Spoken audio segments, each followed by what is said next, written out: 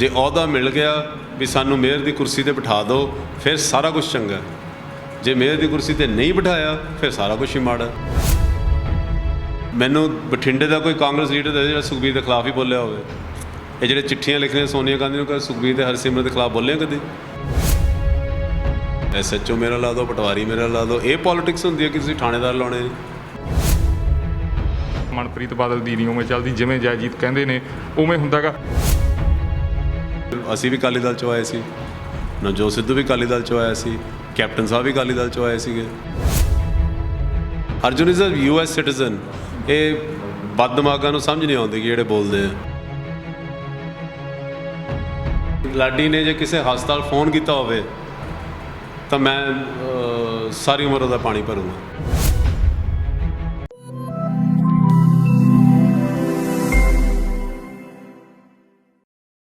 ਸਤਿ ਸ਼੍ਰੀ ਅਕਾਲ ਜੀ, ਤੁਸੀਂ ਦੇਖ ਰਹੇ ਹੋ RMB ਟੈਲੀਵਿਜ਼ਨ। ਮੈਂ ਰਤਨਦੀਪ ਸਿੰਘ ਧਾਲੀਵਾਲ।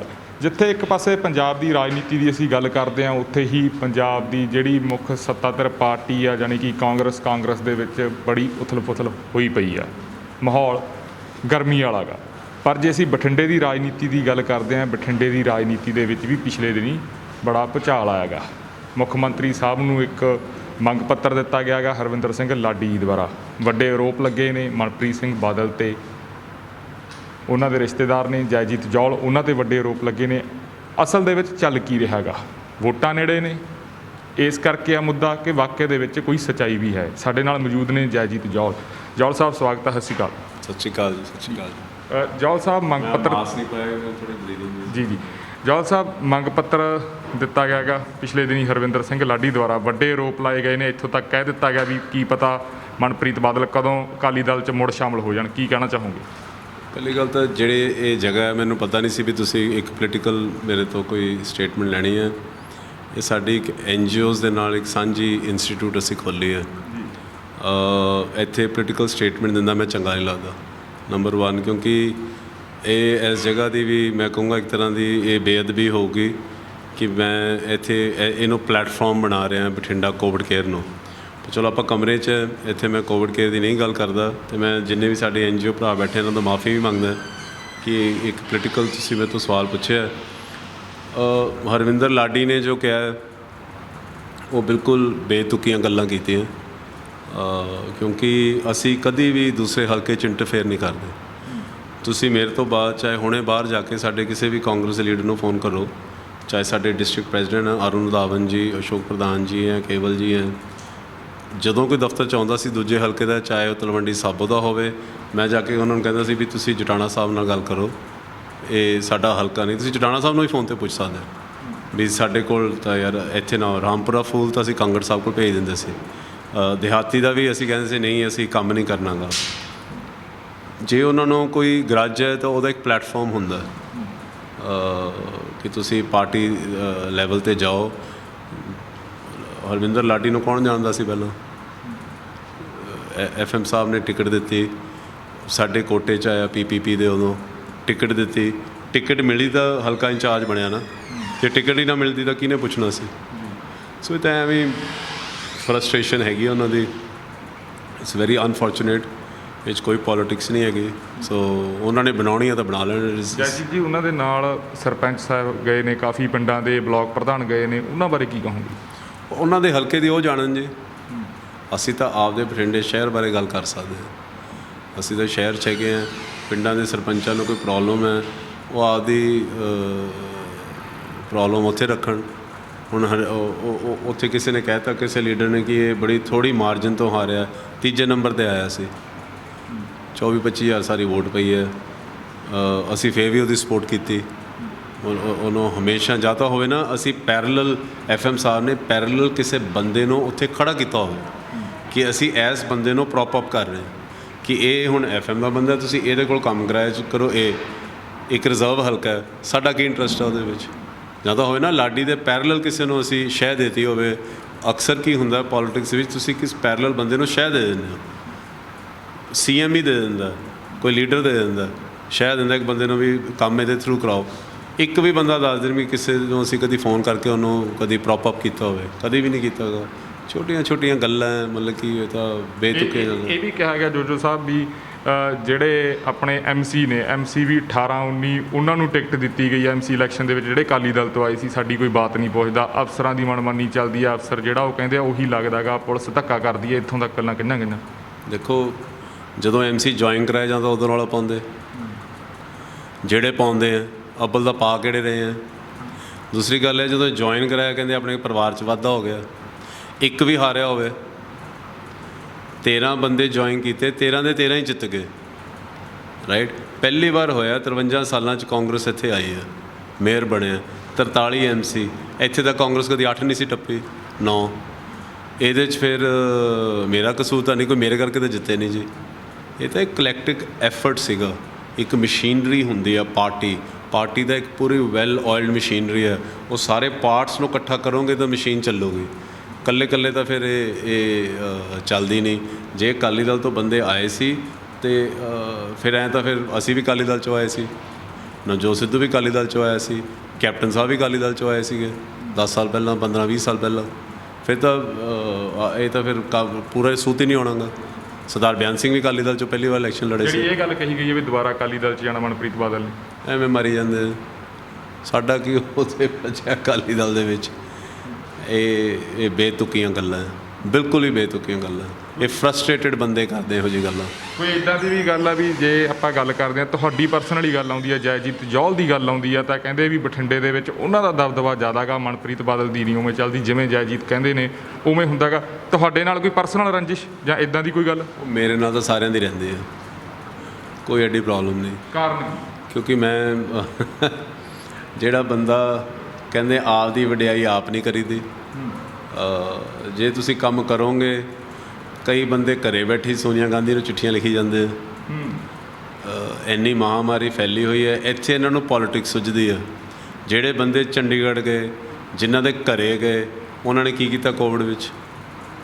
ਇੱਕ ਵੀ ਕੰਮ ਕੀਤਾ ਹੋਵੇ ਇੱਥੇ? ਜੇ ਉਹ ਕਹਿੰਦੇ ਅਸੀਂ ਬਠਿੰਡੇ ਤੋਂ ਇਲੈਕਸ਼ਨ ਲੜੇ ਸੀ, ਗੇੜਾ ਮਾਰਿਆ ਕਿਤੇ?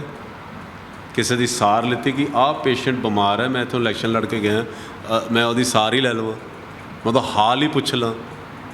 ਲਾਡੀ ਨੂੰ ਪੁੱਛੋ, ਤੇਰੇ ਦਿਹਾਤੀ ਦੇ 20 ਪੇਸ਼ੈਂਟ ਇੱਥੇ ਦਾਖਲ ਹੈ, ਇੱਕ ਦਾ ਪਤਾ ਲਿੱਤਾ ਫੋਨ ਕਰਕੇ? ਕਿਸੇ ਪਿੰਡ 'ਚ ਹੀ ਫੋਨ ਕੀਤਾ ਹੋਵੇ ਕਿ ਫਲਾਨਾ ਬੰਦਾ ਬਿਮਾਰ ਪਿਆ? ਸਿਰਫ FM ਸਾਹਿਬ ਹੈ ਜਿਨ੍ਹਾਂ ਨੇ ਇਹ ਕੋਵਿਡ ਦੇ ਵਿੱਚ ਲੜਾਈ ਲੜੀ ਹੈ। ਪੰਜਾਬ 'ਚ ਮੈਨੂੰ ਤਾਂ ਹਾਦੋ ਕਿਹੜਾ ਤੁਰਿਆ ਫਿਰਦਾ ਉੱਥੇ ਗਲੀਆਂ ਦੇ ਵਿੱਚ। ਇਹ ਗੱਲਾਂ ਕਹਿਣੀਆਂ ਬਹੁਤ ਸੌਖੀਆਂ ਹੁੰਦੀਆਂ। ਮੈਂ ਇੱਥੇ ਹੈਗਾ, ਜੇ ਮੈਂ ਤਾਂ ਕਾਂਗਰਸ ਦੀ ਸਾਰੀ ਟੀਮ ਨੂੰ ਕਿਹਾ ਕਿ ਜੇ ਮੇਰੇ ਨਾਲ ਪ੍ਰੋਬਲਮ ਹੈ ਤਾਂ ਮੈਂ ਘਰੇ ਬਹਿ ਜਾਣਾ। ਸਾਡਾ ਕੋਈ ਇਹਦੇ ਸਿਰ 'ਤੇ ਕੰਮ ਤਾਂ ਚੱਲਦਾ ਨਹੀਂ ਜੀ। ਮੈਂ ਅੱਜ ਦਾ ਪੋਲੀਟਿਕਸ ਹੈ ਨਹੀਂ। ਬਾਦਲ ਪਰਿਵਾਰ ਨਾਲ ਰਿਸ਼ਤੇਦਾਰੀ ਪੈਣ ਤੋਂ ਪਹਿਲਾਂ ਅਸੀਂ 2 ਇਲੈਕਸ਼ਨ ਲੜ ਚੁੱਕੇ ਹਾਂ। ਮੇਰੇ ਮਦਰ, ਮੇਰੇ ਫਾਦਰ ਪੋਲੀਟਿਕਸ ਵਿੱਚ ਸੀਗੇ। ਸੋ ਇਹ ਤਾਂ ਅਸੀਂ ਕਾਂਗਰਸ ਤੋਂ ਵੀ ਲੜੇ ਹਾਂ, ਅਕਾਲੀ ਦਲ ਤੋਂ ਵੀ ਲੜੇ ਹਾਂ ਇਲੈਕਸ਼ਨ। ਸੋ ਇਹ ਤਾਂ ਉਹਨਾਂ ਨੇ ਕਹਿਣਾ, ਫਰਸਟ੍ਰੇਸ਼ਨ ਆਪਦੀ ਦਿਖਾਈ ਜਾਂਦੇ ਆ। ਕਈ ਸ਼ਹਿਰ ਦੇ ਲੀਡਰ ਹੈਗੇ ਆ, ਉਹ ਆਪਦੀ ਫਰਸਟ੍ਰੇਸ਼ਨ ਜ਼ਾਹਿਰ ਕਰ ਰਹੇ ਆ। ਜੇ ਤਾਂ ਅਹੁਦਾ ਮਿਲ ਗਿਆ ਤਾਂ ਸਾਰਾ ਕੁਝ ਚੰਗਾ ਹੈ। ਜੇ ਅਹੁਦਾ ਮਿਲ ਗਿਆ ਫਿਰ ਅਕਾਲੀ ਦਲ 'ਚ ਜਿਹੜੇ ਲੜਾਏ ਉਹ ਵੀ ਚੰਗੇ ਆ। ਜੇ ਅਹੁਦਾ ਨਹੀਂ ਮਿਲਿਆ ਫਿਰ ਇਹ ਮਾੜੇ ਆ। ਜੇ ਅਹੁਦਾ ਮਿਲ ਗਿਆ ਵੀ ਸਾਨੂੰ ਮੇਅਰ ਦੀ ਕੁਰਸੀ 'ਤੇ ਬਿਠਾ ਦਿਓ, ਫਿਰ ਸਾਰਾ ਕੁਝ ਚੰਗਾ। ਜੇ ਮੇਅਰ ਦੀ ਕੁਰਸੀ 'ਤੇ ਨਹੀਂ ਬਿਠਾਇਆ ਫਿਰ ਸਾਰਾ ਕੁਝ ਹੀ ਮਾੜਾ। ਫਿਰ ਤਾਂ ਢਾਂਚਾ ਵੀ ਮਾੜਾ, ਜੋ ਵੀ ਮਾੜਾ। ਪਹਿਲਾਂ ਤਾਂ ਮੈਨੂੰ ਬੜੇ ਲੱਡੂ ਖਵਾਏ ਸਾਰਿਆਂ ਨੇ ਵੀ ਤੂੰ ਤਾਂ ਵਾਟੀ ਕੱਢਤੇ। ਹੁਣ ਮੈਨੂੰ ਕਹਿੰਦੇ ਵੀ ਇਹ ਤਾਂ ਕੰਮ ਹੀ ਬੜਾ ਮਾੜਾ ਕੀਤਾ। ਜਿਹੜੀ ਸਾਰੀ ਪੋਲੀਟਿਕਸ ਆ ਕਾਂਗਰਸ ਦੀ, ਉਹਨੂੰ ਕਿਵੇਂ ਦੇਖ ਰਹੇ ਹੋ? ਸਿੱਧੂ ਧੜਾ ਅਲੱਗ ਹੋ ਚੁੱਕਿਆ ਹੈਗਾ, ਇੱਕ ਪਾਸੇ ਚੰਨੀ ਮੀਟਿੰਗ ਗੱਲਾਂ। ਫਿਰ ਵੀ ਤੁਸੀਂ ਇੱਕ ਕਹਿੰਦੇ ਯੂ ਕੈਨੋਟ, ਇੰਗਲਿਸ਼ ਵਿੱਚ ਕਹਿੰਦੇ you should never exceed your brief. My brief is to deal with Bathinda workers. ਮੈਂ ਇੱਥੇ ਜੇ ਟਿਕਟ ਸਿਲੈਕਸ਼ਨ ਹੋਈ ਹੈ ਉਹ 'ਚ ਕੋਈ ਮੇਰਾ ਰੋਲ ਨਹੀਂ ਸੀ। ਅਸੀਂ ਐਪਲੀਕੇਸ਼ਨਸ ਮੰਗੀਆਂ ਸੀ, ਸਰਵੇ ਹੋਇਆ ਸੀ। ਇੱਕ ਵੀ ਟਿਕਟ, ਅਤੇ ਮੈਂ ਦਾਅਵੇ ਨਾਲ ਕਹਿੰਦਾ, ਅਤੇ ਜਿਹੜੇ ਮੇਰੇ ਖਿਲਾਫ ਬੋਲਦੇ ਆ ਗਿੱਲ ਸਾਹਿਬ ਨੂੰ ਵੀ ਪੁੱਛ ਲਓ, ਇੱਕ ਟਿਕਟ ਸਰਵੇ ਨਾਲ ਦਿੱਤੀ ਗਈ। ਇੱਕ ਟਿਕਟ ਜਿਹਦੇ ਆਇਆ ਵੀ ਇਹ ਸਰਵੇ ਮਾੜਾ ਹੈ। ਅਸੀਂ ਕੰਪਨੀ ਹਾਇਰ ਕੀਤੀ ਸੀ, ਉਸ ਕੰਪਨੀ ਨੇ, ਦਿੱਲੀ ਦੀ ਕੰਪਨੀ ਸੀ। FM ਸਾਹਿਬ ਨੇ ਸਾਰਿਆਂ ਨੂੰ ਕਹਿਤਾ ਕਿ ਜਿਹੜਾ ਸਰਵੇ 'ਚ 1 ਨੰਬਰ 'ਤੇ ਆ ਗਿਆ ਉਹਨੂੰ ਟਿਕਟ ਦਿੱਤੀ ਜਾਊਗੀ। ਇੱਕ ਵੀ ਦਿੱਤੀ ਹੋਵੇ ਟਿਕਟ ਤਾਂ ਅਸੀਂ ਦੇਣਦਾਰ, ਘਰੇ ਬਹਿ ਜਾਵਾਂਗੇ। ਫਿਰ ਉਹ ਜਿੱਤ ਵੀ ਗਏ। ਜਿਨ੍ਹਾਂ ਦੇ ਟਿਕਟ 'ਤੇ ਡਿਲੇ ਹੋਇਆ ਉਹ ਵਿਚਾਰੇ ਹਾਰ ਗਏ। ਇੱਕ ਦੋ ਵੈਸੇ ਹੀ ਹਾਰ ਗਏ, ਉਹ ਕਈ ਵਾਰ ਕਿਸਮਤ 'ਚ ਹੀ ਨਹੀਂ ਹੁੰਦਾ ਗਾ। ਸੋ ਅਰਜਨ ਬਾਦਲ ਨੂੰ ਲੈ ਕੇ ਕੀ ਕਹਿਣਾ ਚਾਹੋਗੇ? ਗਿੱਦੜਵੇ ਤੋਂ ਅਗਲਾ ਚਿਹਰਾ ਹੋ ਸਕਦੇ ਨੇ ਕਾਂਗਰਸ ਦਾ? ਬਿਲਕੁਲ ਵੀ ਨਹੀਂ। Arjun is a US citizen. ਇਹ ਬਦਦਮਾਗਾਂ ਨੂੰ ਸਮਝ ਨਹੀਂ ਆਉਂਦੀ ਕਿ ਜਿਹੜੇ ਬੋਲਦੇ ਆ, ਉਹਨਾਂ ਨੂੰ ਵੀ ਪਤਾ ਹੈ ਕਿ US ਸਿਟੀਜ਼ਨ ਹੈ। US ਸਿਟੀਜ਼ਨ ਦੀ ਕ੍ਰਾਈਟੇਰੀਆ ਕੀ ਹੈ ਕਿ ਤੁਹਾਨੂੰ ਪਹਿਲੀ ਗੱਲ ਆਪਦੀ ਸਿਟੀਜ਼ਨਸ਼ਿਪ ਛੱਡਣੀ ਪਊਗੀ, ਫਿਰ ਤੁਹਾਨੂੰ ਇੰਡੀਅਨ ਸਿਟੀਜ਼ਨਸ਼ਿਪ ਲੈਣੀ ਪੈਂਦੀ ਹੈ, ਫਿਰ ਉਹਦਾ ਇੱਕ ਗੈਪ ਹੁੰਦਾ ਸਾਲ 2 ਸਾਲ ਦਾ। ਵਿਦਿਨ 1 or 2 years ਤੁਸੀਂ ਨਹੀਂ ਇਲੈਕਸ਼ਨ ਲੜ ਸਕਦੇ, ਰਾਈਟ? ਤੁਹਾਨੂੰ ਇੰਡੀਅਨ ਸਿਟੀਜ਼ਨ ਇੱਕ ਪੂਰਾ ਪ੍ਰੋਸੈਸ ਹੁੰਦਾ, ਉਹ ਨਹੀਂ ਲੜ ਸਕਦਾ ਗਾ। ਇਹ ਹੈ ਵੀ ਹੁਣ ਜੇ ਅਰਜੁਨ ਸਾਡਾ ਹਲਕਾ ਰਿਹਾ 20 ਸਾਲ ਗਿੱਦੜਬਾਹਾ, ਜੇ ਅਰਜੁਨ ਜਾ ਕੇ ਉੱਥੇ 2 ਬੰਦਿਆਂ ਨੂੰ ਅਫਸੋਸ ਕਰਿਆ ਆ, ਇਹਨਾਂ ਨੇ ਸੂਈ ਚੱਕ ਲਈ। ਗਲਤ ਗੱਲ ਹੈ। ਇਹੋ ਜਿਹੀ ਕੋਈ ਗੱਲ ਨਹੀਂ ਹੈ ਕਿ ਅਸੀਂ ਕਾਂਗਰਸ ਫੇਰ ਆਊਗੀ। ਸਿੱਧੂ ਸਾਹਿਬ ਦੀਆਂ ਗੱਲਾਂ ਤੁਸੀਂ FM ਸਾਹਿਬ ਤੋਂ ਪੁੱਛੋ ਜਾਂ CM ਸਾਹਿਬ ਤੋਂ, ਮੈਂ ਗੱਲ ਨਹੀਂ ਕਰ ਸਕਦਾ। ਸਾਡੇ ਵਾਸਤੇ ਸਾਰੇ ਸਤਿਕਾਰਯੋਗ ਹੈ। ਜੇ ਮੈਂ ਅਕਾਲੀ ਦਲ 'ਚ ਹੁੰਦਾ ਸੀ ਤਾਂ ਮੈਂ ਅਕਾਲੀ ਦਲ ਦਾ ਝੰਡੇ 'ਤੇ ਪੂਰੀ ਡਟ ਕੇ ਲੜਾਈ ਲੜਦਾ ਸੀ। ਗਿੱਦੜਬਾਹਾ ਵਾਲਿਆਂ ਨੂੰ ਜਾ ਕੇ ਪੁੱਛ ਲਓ, ਕਾਂਗਰਸ ਵਾਲੇ ਮੈਨੂੰ ਰੱਜ ਕੇ ਗਾਲਾਂ ਕੱਢਦੇ ਸੀ। ਮੈਂ ਅਕਾਲੀ ਦਲਾਂ ਦੇ ਧੜੇ ਨੂੰ ਪੂਰੀ ਦੱਬ ਕੇ ਪਾਲਦਾ ਸੀ, ਕੰਮ ਵੀ ਕਰਦਾ ਸੀ। PPP ਚਲੇ ਗਏ, ਦੋਨਾਂ ਨੂੰ ਗਾਲਾਂ ਡਟ ਕੇ ਆਦੀ PPP ਵਾਲਿਆਂ ਨਾਲ ਖੜਾ ਰਿਹਾ। ਕਾਂਗਰਸ 'ਚ ਆਏ ਹਾਂ 2017 ਤੋਂ ਲੈ ਕੇ ਅੱਜ ਤੱਕ। ਮੈਨੂੰ ਬਠਿੰਡੇ ਦਾ ਕੋਈ ਕਾਂਗਰਸ ਲੀਡਰ ਦੱਸੇ ਜਿਹੜਾ ਸੁਖਬੀਰ ਦੇ ਖਿਲਾਫ ਹੀ ਬੋਲਿਆ ਹੋਵੇ। ਇਹ ਜਿਹੜੇ ਚਿੱਠੀਆਂ ਲਿਖਣੀਆਂ ਸੋਨੀਆ ਗਾਂਧੀ ਨੂੰ, ਕਿ ਸੁਖਬੀਰ ਤੇ ਹਰਸਿਮਰਤ ਦੇ ਖਿਲਾਫ ਬੋਲੇ ਕਦੇ? ਇਹਨਾਂ ਦੀ ਜ਼ਰੂਰਤ ਹੈ ਬੋਲਣ ਦੀ? ਲੜਾਈ ਤਾਂ ਮੈਂ ਲੜੀ ਹੈ, ਡੈਫੇਮੇਸ਼ਨ ਕੇਸ ਮੈਂ ਪਾਇਆ, ਸ਼ਰੇਆਮ ਗਾਲਾਂ ਕੱਢਦਾ ਉਹਨਾਂ ਨੂੰ ਸਟੇਜ 'ਤੇ। ਲੜਾਈ ਵੀ ਲੜੀ, ਓਪਨ ਚੈਲੰਜ ਕੀਤਾ ਮਿਊਨਿਸਪੈਲਿਟੀ ਇਲੈਕਸ਼ਨ ਕਿ ਤੁਸੀਂ ਧੱਕੇ ਕੀਤੇ ਇੱਥੇ, ਤੁਸੀਂ ਆਏ ਵਾਰ MC ਕੁੱਟ ਕੇ ਜਿਤਾਏ। ਸਾਡੇ ਕਾਂਗਰਸ ਦੇ ਤੁਸੀਂ ਭੋਲਾ ਜੀ ਇੱਥੇ ਹੀ ਹੈ, ਸਾਡੇ ਲੀਡਰ ਹੈ ਕਾਂਗਰਸ ਦੇ, ਉਹਨਾਂ ਨੂੰ ਪੁੱਛੋ। ਕੁੱਟ ਕੇ ਅਕਾਲੀ ਦਲ ਵਾਲੇ ਕਾਂਗਰਸ ਨੂੰ ਭਜਾਉਂਦੇ। ਐਗਤੀ ਫॉर द ਫਸਟ ਟਾਈਮ ਤੇ FM ਸਾਹਿਬ ਨੇ ਕਿਹਾ ਸੀਗਾ ਕਿ ਬਿਲਕੁਲ ਫੇਅਰ ਇਲੈਕਸ਼ਨ ਹੋਊਗਾ, ਕੋਈ ਵਾਇਲੈਂਸ ਨਹੀਂ ਹੋਊਗੀ, ਕਿਸੇ ਨਾਲ ਧੱਕਾ ਨਹੀਂ ਹੋਊਗਾ।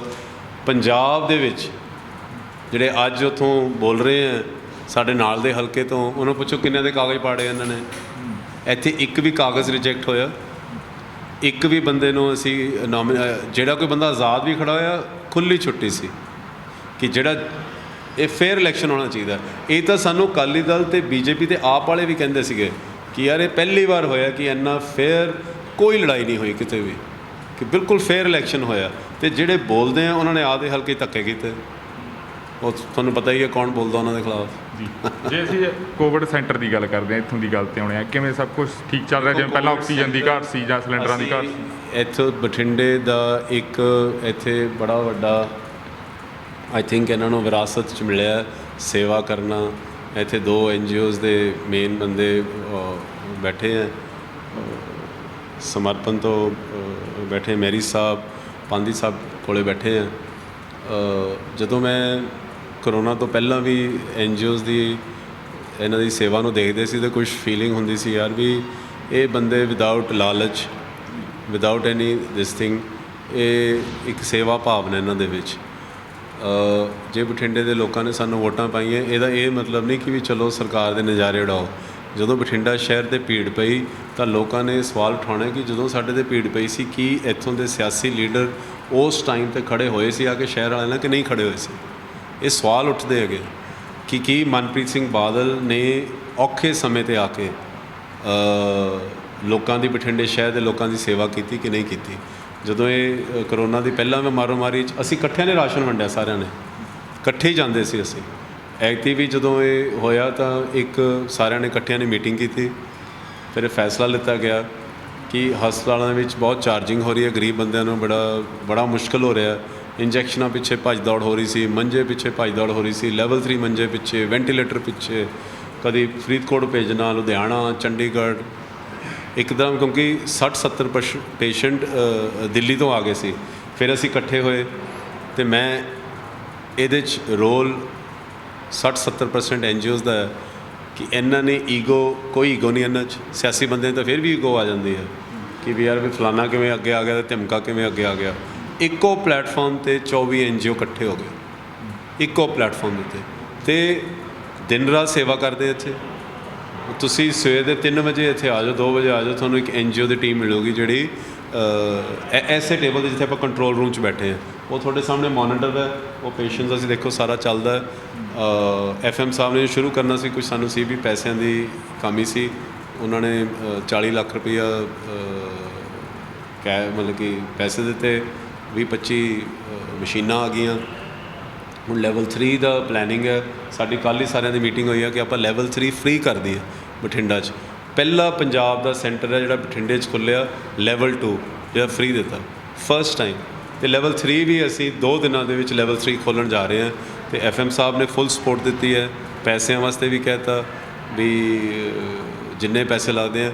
ਪਰ ਤੁਸੀਂ ਹੈਰਾਨ ਹੋਵੋਗੇ ਅੱਜ ਉਹ ਬੱਚੇ ਆਏ ਆ, ਆਹ ਗੋਲਕ ਪਈ ਹੈ ਬੱਚਿਆਂ ਦੀ ਇੱਥੇ ਪਈ ਸੀ। ਇਹ ਜਜ਼ਬਾ ਹੈ ਬਠਿੰਡੇ ਦੇ ਲੋਕਾਂ ਦਾ ਕਿ ਬੱਚੇ ਆਪ ਆਪਦੀ ਪੋਕਟ ਮਨੀ ਇਕੱਠੀ ਕਰਕੇ ਜਾ ਰਹੇ ਆ। ਚਾਹੇ ਕੋਈ ਬਜ਼ੁਰਗ ਆਉਂਦਾ ਇੱਥੇ ਬਾਹਰ ਚੰਦਾ ਦੇ ਕੇ ਆਉਂਦਾ, NGOs ਨੂੰ ਪੁੱਛੋ ਇਹਨਾਂ ਦੀਆਂ ਕਾਰਾਂ ਭਰ ਦਿੰਦੇ ਆ ਕਿ ਸਮਾਨ ਨਾਲ ਕਿ ਅਸੀਂ ਕੁਛ ਨਾ ਕੁਛ ਦੇਣਾ ਚਾਹੁੰਦੇ ਹਾਂ, ਬਠਿੰਡੇ 'ਚ ਚੰਗਾ ਕੰਮ ਹੋ ਰਿਹਾ। ਇਸ ਟਾਈਮ 'ਤੇ ਪੋਲੀਟਿਕਸ ਕਰਨਾ ਇਹ ਬਿਲਕੁਲ ਗਲਤ ਗੱਲ ਹੈ। ਮੈਂ ਵੈਸੇ ਨਹੀਂ ਸੀ ਚਾਹੁੰਦਾ ਕਿ ਇਹ ਸੈਂਟਰ 'ਤੇ ਪੋਲੀਟਿਕਸ ਡਿਸਕਸ ਹੋਵੇ, ਬਿਕੋਜ਼ ਅਸੀਂ ਜਿਸ ਦਿਨ ਦੇ ਇਕੱਠੇ ਬੈਠੇ ਸੀ ਇਸ ਗੱਲ ਦੀ NGOs ਗਵਾਹੀ ਦੇਣਗੇ, ਇੱਕ ਦਿਨ ਮੈਂ ਪੋਲੀਟਿਕਸ ਡਿਸਕਸ ਨਹੀਂ ਕੀਤੀ ਇਹਨਾਂ ਨਾਲ ਕਿ ਅਕਾਲੀ ਦਲ 'ਚ ਕੀ ਹੋ ਰਿਹਾ ਅਤੇ BJP 'ਚ ਕੀ ਹੋ ਰਿਹਾ। ਪੋਲੀਟਿਕਸ ਇੱਕ ਅੱਡ ਹਿੱਸਾ, ਉਹ ਲੜਾਈ ਅਸੀਂ ਆਪ ਹੀ ਲੜਾਂਗੇ। ਉਹ ਇਹਨਾਂ ਦੇ ਨਾਲ ਕਦੀ ਪੋਲੀਟਿਕਸ ਨਹੀਂ। ਇੱਥੇ ਅਕਾਲੀ ਦਲ ਵਾਲੇ ਵੀ ਆਉਂਦੇ ਜਿਹੜੇ ਮੈਂਬਰ ਹੈਗੇ ਆ ਕਈ NGOs ਦੇ, ਉਹਨਾਂ ਵਿੱਚ BJP ਵਾਲੇ ਵੀ ਹੋਣਗੇ। ਕਦੀ ਅਸੀਂ ਕਿਸੇ ਬੰਦੇ ਨੂੰ ਨੀਵਾਂ ਨਹੀਂ ਦਿਖਾਇਆ ਕਿ ਭਰਾਵਾ ਤੂੰ ਤਾਂ ਦੂਜੀ ਪਾਰਟੀ ਨਾਲ ਲਿੰਕ ਰੱਖਦਾ, ਇੱਥੇ ਨਹੀਂ ਤੂੰ ਆਉਣਾ। ਇੱਥੇ ਹਰ ਇੱਕ ਨਾਲ ਅਸੀਂ ਬਿਲਕੁਲ ਬਹੁਤ ਵਧੀਆ ਇਹਨੂੰ ਚੱਲ ਰਿਹਾ। ਅਤੇ ਜਿਵੇਂ ਇਹ ਕਹਿੰਦੇ ਆ ਉਹ ਉਸੇ ਤਰੀਕੇ ਨਾਲ ਚੱਲਦਾ ਸਰ, ਜਿਵੇਂ NGOs ਦਾ ਹੁੰਦਾ। ਤੇ ਜਿਹੜੇ ਫਿਰ ਇਲਜ਼ਾਮ ਲਾਉਂਦੇ ਆ ਬਸ ਈਗੋ ਦਾ ਚੱਕਰ ਹੀ ਹੈ।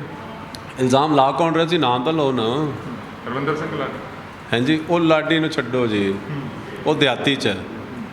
ਤੁਸੀਂ ਸ਼ਹਿਰ ਦੀ ਗੱਲ ਕਰੋ। ਉਹਨਾਂ ਨੇ ਉੱਥੇ ਜਾ ਕੇ ਗੱਲ ਸੋਡੀ ਕਰੀ ਹੈ ਨਾ। ਲਾਡੀ ਇਜ਼ ਇਮਟੀਰੀਅਲ। ਹਾਂਜੀ, ਲਾਡੀ ਨੂੰ ਇੰਨੀ ਇੰਪੋਰਟੈਂਸ ਨਾ ਦਿਓ। ਇੱਕ ਦਿਨ ਧਰਨਾ ਲਾਤਾ ਅਤੇ ਕਿਉਂਕਿ ਖਬਰ ਕੋਈ ਹੈ ਨਹੀਂ ਗੀ। ਜੇ ਸਿੱਧੂ ਸਾਹਿਬ ਕੁਝ ਕਹਿੰਦੇ ਤਾਂ ਇੱਕਦਮ ਮੀਡੀਆ ਉਹ ਖਬਰ ਚੱਕ ਲੈਂਦਾ। ਹੁਣ ਉਹ ਚੱਲ ਪਿਆ ਲਾਡੀ, ਕੱਲ੍ਹ ਨੂੰ ਕੋਈ ਹੋਰ ਲੀਡਰ ਚੱਲ ਪਊਗਾ, ਸਾਰਾ ਮੀਡੀਆ ਉਹਨੂੰ ਵੀ ਐਡਾ ਘਮਾਸਾਨ ਮੱਚ ਗਿਆ, 2 ਦਿਨਾਂ ਨੂੰ ਸਾਰਿਆਂ ਨੇ ਭੁੱਲ ਜਾਣਾ। ਦੇਖੋ, ਇਹਨਾਂ ਨੂੰ ਵੀ ਆਪਦੀ ਈਗੋ ਪਿੱਛੇ ਛੱਡ ਕੇ ਅਤੇ ਆਪਦੇ ਹਲਕੇ ਦੀ ਸੇਵਾ ਕਰਨ। 10 20 ਜਾਂ 50 ਸਰਪੰਚਾਂ ਨਾਲ ਨਹੀਂ ਗੱਡੀ ਚੱਲਦੀ, ਲੋਕ ਨਾਲ ਤੁਰਨੇ ਚਾਹੀਦੇ। ਲੋਕ ਇਹ ਲੋਕ ਮੁਹਿੰਮ ਬਣਾਉਂਦਾ ਕਿ ਪਤਾ ਨਹੀਂ ਮਨਪ੍ਰੀਤ ਬਾਦਲ ਨੇ ਕੀ ਕਰਤਾ ਦਿਹਾਤੀ ਦੇ ਵਿੱਚ, ਪਤਾ ਨਹੀਂ ਕਿੰਨਾ ਕੁ ਇੱਥੇ ਕਹਿੰਦਾ ਵੀ ਉੱਥੇ ਤਾਂ ਲੁੱਟ ਮੱਚੀ ਪਈ ਹੈ।